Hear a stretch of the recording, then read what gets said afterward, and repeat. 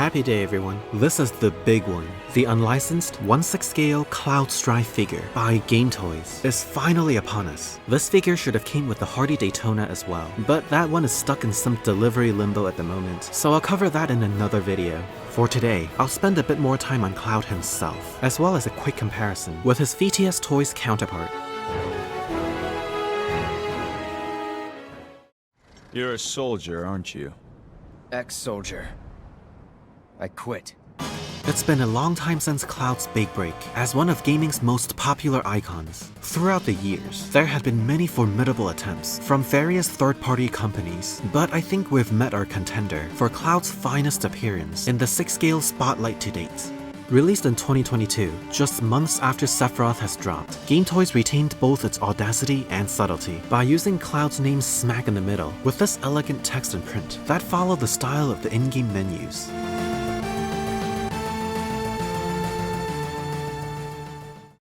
For the head sculpt, the likeness to Cloud is exceptional. This stern expression might be a cliche of the hobby, but it's actually quite fitting for Cloud's character, as he always puts on this tough guy facade. In some angles, however, I do think the hair sculpt is a little front heavy, but its overall proportions to the face is undeniably brilliant. The size and lengths of the hair spikes are also very appropriate. Though with that said, I'd argue there's still room for improvements, mainly with a more prominent side spike here, a more vertical top spike, and a more outward pointing tip at the end.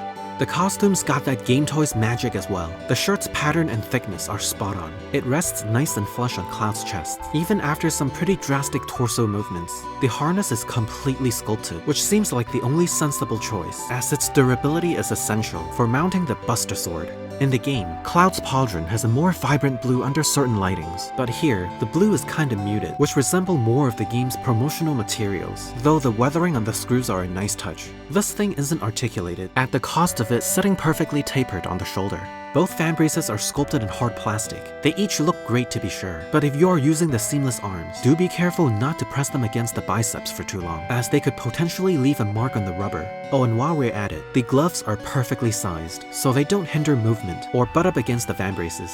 To achieve the flared look on the pants, GameToys added extra layers by the cuffs. It takes a little futzing to get right, but the thickness feels well-rounded and genuine. And like Sephiroth, Cloud's boots are made of soft plastic, thus all the sculpted details can be retained without sacrificing ankle movements. Speaking of which, the articulations are a highlight of this release. The figure feels nice and hefty overall.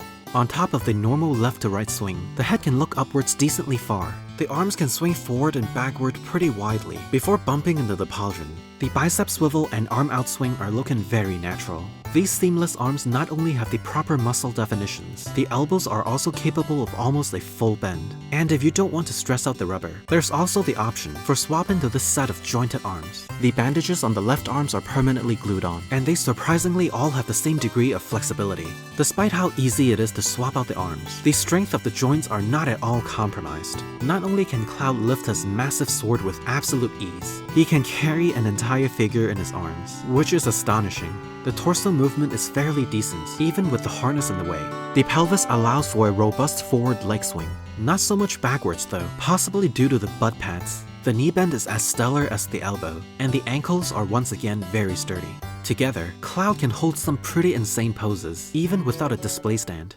And the accessories are every bit just as thoughtful, starting with Cloud's signature weapon, the Buster Sword. This majestic beast has got that imposing heft and thickness to it. It doesn't look as pristine as it did in the game, but it still carries the proper sheen. It's more difficult than it looks, but this pommel is removable, so it slips right into Cloud's sword hands. Next is this tiny set of plastic materials for fitting into the sword. They're slightly oval on one side, so there's no mistake as to how they should be fitted. GameToys even included a peg to get any stubborn materials unstuck.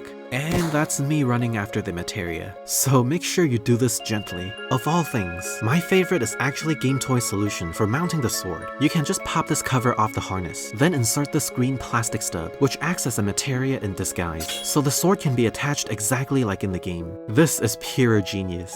Then we have this larger set of materials, which is made of some form of glass. They nailed the size here too, as the materials take on a bigger form when they're not bound to any equipment. The next few items are small in size, but huge in symbolism. First is this yellow flower, which was a gift from Aerith when you first meet her, and it's been a recurring theme up until her capture by Shinra. Then we have this black sculpted feather, signifying Sephiroth's looming presence. A tiny accessory no doubt, but meaningful nonetheless. And finally, this release comes with the same display base as Sephiroth's, barring the dynamic display option, which is a missed opportunity because Cloud's definitely got what it takes to pull off some pretty cool aerial poses. Before moving on, let's take a quick side-by-side look with the VTS Toys Cloud. Other than the obvious size difference, which I will scale away in these comparisons, there are a lot of nuanced details that, in my humble opinion, makes the GameToys version a superior collectible. First and foremost being the head sculpt. GameToys' portrait, face-to-hair proportions, and hair spikes are much better at capturing Cloud's likeness. This mean look is also more suitable for the character over the softer portrait on the VTS version, and GameToys' attention to details carries over to the costume, body proportions, and articulations. The GameToys harness, for example, sits much lower on the torso, which is more accurate to how Cloud wears it in-game, while the VTS pauldron is articulated with a more obvious blue. It sits a little too high on the shoulder. The GameToys pauldron, on the other hand, is less of a protrusion, so the shoulder line is more natural. Despite both having seamless arms, the VTS version only has a 90-degree bend, with no option for swap into a set of jointed arms. The composition of the fan braces are more authentic on the VTS version, but it also requires more diligence to keep all the separate pieces aligned. The GameToys fan braces are completely sculpted, so this will never be a problem. The puffiness on the VTS pants rely on excess fabric bunching up by the cuffs. It looks great on most angles, but it could fall flat on others. Whereas the GameToys version has extra layers inside as previously mentioned, so the thickness is more consistent all around. The boots are my least favorite parts of the VTS release, with flimsy ankle joints sitting on what should be Cloud's shins. The GameToys boots are not only faithful to the human anatomy, they're also very sturdy as seen before. It's hard to tell here, but the GameToys Buster Sword is actually thicker and heavier, despite being shorter than the VTS version. The swords are scaled to their respective figures, which was one reason I was hesitant on modding the height for the VTS release. As for mounting the swords, VTS seemed to have taken a cue from PlayArt's Kai, with a stub that looks like the harness. But GameToys' solution, with the stub disguised as a materia, is clever as it is organic. In the end, there's definitely a lot to like in either version, but personally, I find the winning details in the GameToys version to be much more preferable.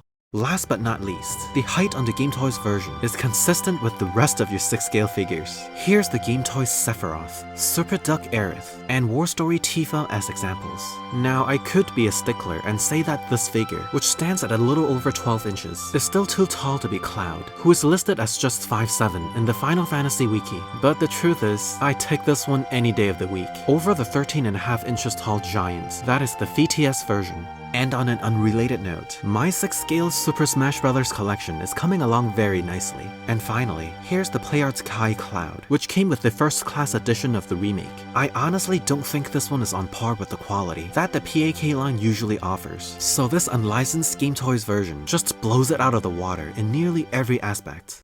So there you have it, the 1/6 scale Cloud Strife figure by GameToys. While I still think there's room for improvements in the hair sculpt, this is by far the best representation of the character in this format. From the terrific likeness, to that amazing posability, and all the brilliant details in between, this figure is more than worthy for a spot in the collections of 6-scale collectors and Final Fantasy fans alike. Thanks for watching, and I'll see you in the next video.